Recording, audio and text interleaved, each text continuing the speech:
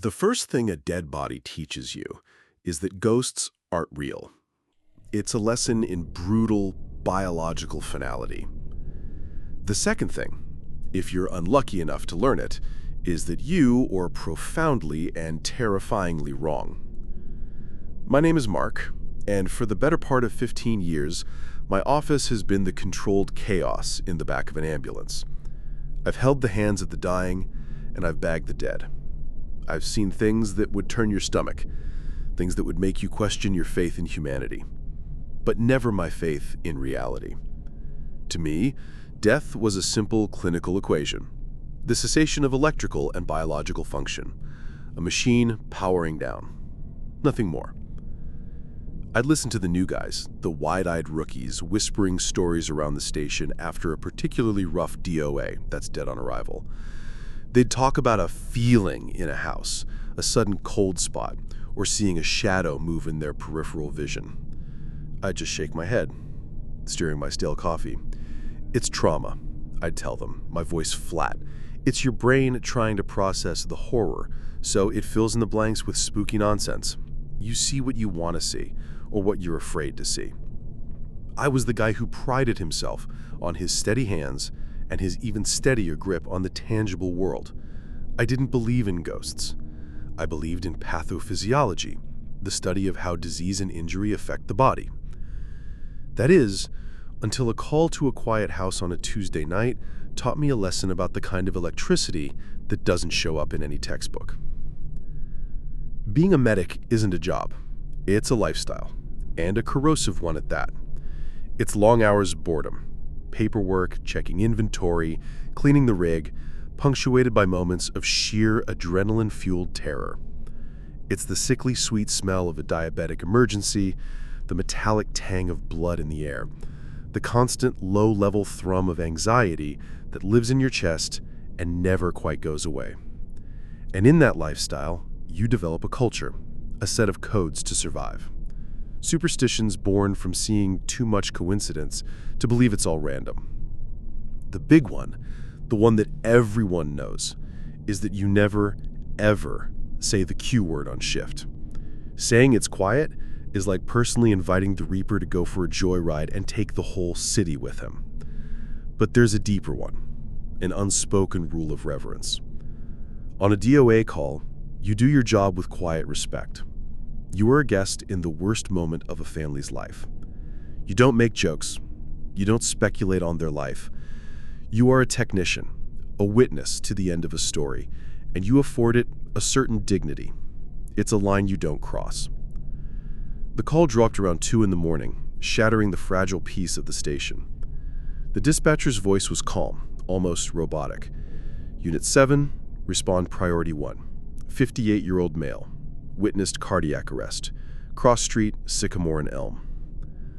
My partner that night was a good medic named Stephen. He was sharp, knew his protocols inside and out, but he was still a bit green, still had that belief that he could cheat death every time. The address was a 2-story colonial, a handsome brick house in a neighborhood where the lawns are greener than the money. We rolled up, our lights painting the silent houses and perfectly trimmed hedges in strobing flashes of red and blue. A woman, her face a mask of tears and terror, met us at the door before we were even out of the rig. "Please hurry, it's my husband, George." We grabbed the jump bag, the monitor, the oxygen, and rushed inside. Her husband, George Henderson, was supine on the living room rug, right between an ornate sofa and a heavy oak coffee table. He was in V-fib arrest, ventricular fibrillation, a state where the heart muscle just quivers uselessly like a bag of worms. It's pure electrical chaos, not a heartbeat. We got to work. It was a controlled storm of activity, a dance we both knew by heart. "I've got compressions," Stephen yelled, immediately getting into position and starting the rhythmic, forceful pumps to the man's chest. 110 beats a minute, 2 inches deep. I dropped the jump bag and airway kit, my mind already 10 steps ahead, running through the ACLS algorithm, the advanced cardiac life support protocol that becomes your Bible. "I'm going to tube him," I announced, grabbing the laryngoscope. It's a metal blade with the light on the end that you use to see down the throat. I slid it in, visualized the vocal cords, two pearly white bands shimmering under the light, and guided the ET tube, the breathing tube, right between them. I attached the ambu bag, a manual ventilator, and gave a breath. I watched his chest rise and fall. I got a good waveform on the capnography monitor, which measures the CO2 he was breathing out. It's the gold standard for confirming a good tube placement. We were ventilating him well. I established an IV line in his arm while Stephen kept up the grueling work of compressions. "Pushing 1 of epi," I said, injecting 1 milligram of epinephrine, pure adrenaline, to try and shock his heart back into a viable rhythm.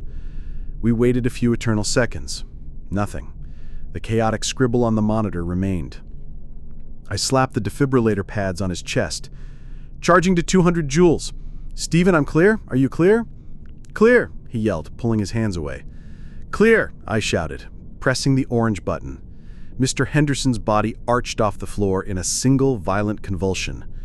We looked at the monitor. Still VFib. We kept going. We pushed amiodarone, an antiarrhythmic drug designed to calm the heart's electrical storm. We went through the H's and T's, a mental checklist of possible reversible causes. Hypoxia, lack of oxygen. No, we're breathing for him. Hypovolemia, low blood volume, no signs of bleeding. Toxins? Wife said he took no medications but aspirin. Tamponade? Fluid around the heart? Unlikely. We shocked him again. And again. The smell of ozone from the pads filled the pristine living room. After 40 minutes of a full code, 40 minutes of fighting a losing war, there was nothing. No ROSC, return of spontaneous circulation. His heart's chaotic rhythm finally gave out, degrading to asystole, the dreaded flatline. I made the call to the med control doctor at the hospital, my voice tired and heavy. "Yeah, Doc, this is Mark with Unit 7. We have a 58-year-old male, worked him for 40 minutes, multiple rounds of drugs, multiple shocks, still in asystole, requesting to terminate resuscitation." Permission was granted. I looked at the clock on the wall. Time of death, 02:42. We started cleaning up our gear. The wife was in the kitchen with the police officer who had arrived. Her quiet sobs were the only sound in the house. The air in the room was heavy, thick with grief and the lingering smell of our desperate work. That's when Stephen, wiping sweat from his brow, looked down at Mr. Henderson and broke the rule. He said it quietly, almost to himself, but it echoed in the room. Damn. At least he went peacefully. No prolonged suffering. I shot him a look. It wasn't angry, just a warning. A cold prickle crawled up the back of my neck. It felt profoundly wrong. Presumptuous. Like leaning over and whispering an insult at a funeral. A line had been crossed. And the words were barely out of his mouth when it happened. The LifePak 15 monitor. It was on the floor next to me, packed and ready to go. The chest pads had been disconnected from Mr. Henderson and were lying on the disposable blue chuck pad we'd put down. The machine was on, but it wasn't connected to a single living thing. And it started to beep.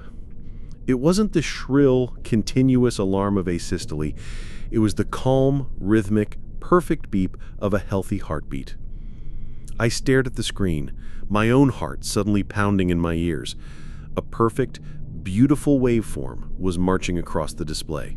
A P wave, a QRS complex, a T wave. Textbook. It was a perfect sinus rhythm. My eyes darted to the numbers next to the wave. Heart rate, 75. SpO2, the oxygen saturation, 98%.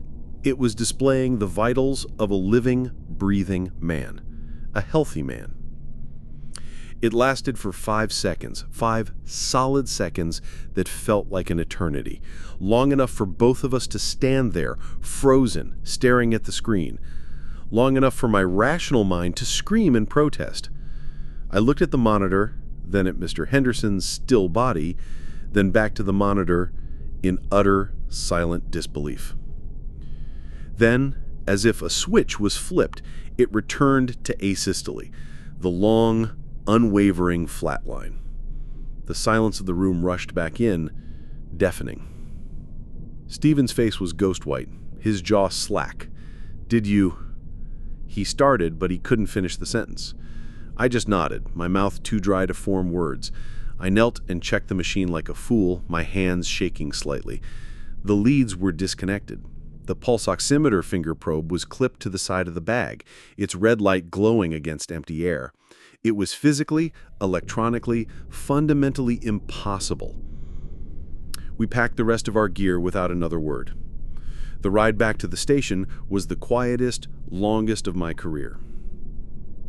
The next shift, the universe decided to cash in the Q-word debt. We got the call from hell around midnight. A head-on collision on the slick, rain-soaked highway. A multi-system trauma is the clean way to say it. The reality is a nightmare of twisted steel, shattered glass, and human bodies broken in ways they shouldn't be. We were working on a young woman, maybe 20 years old, trapped in the driver's seat of a mangled sedan. It was bad.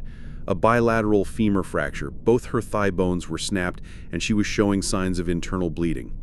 She needed to be extricated, and fast. I ran back to the rig to grab the hydraulic shears, what most people call the jaws of life. As I rounded the back of the ambulance, I stopped dead in my tracks. Standing there, illuminated by the cold, strobing pulse of the emergency lights, was George Henderson. He wasn't transparent or shimmering like a movie ghost. He looked solid, real. He was wearing the same polo shirt and slacks he had died in. He wasn't looking at me, but at the horrific wreckage. His face held no judgment, no malice, just a profound, deep, knowing sadness, as if he was watching a tragedy he understood all too well. He turned his head slowly, and his eyes met mine. For a single, frozen heartbeat, we just looked at each other. He gave me a small, almost imperceptible nod. A nod of acknowledgement, of shared experience, of respect. And then he just wasn't there anymore. He didn't fade or dissolve. He was there, and then he was gone.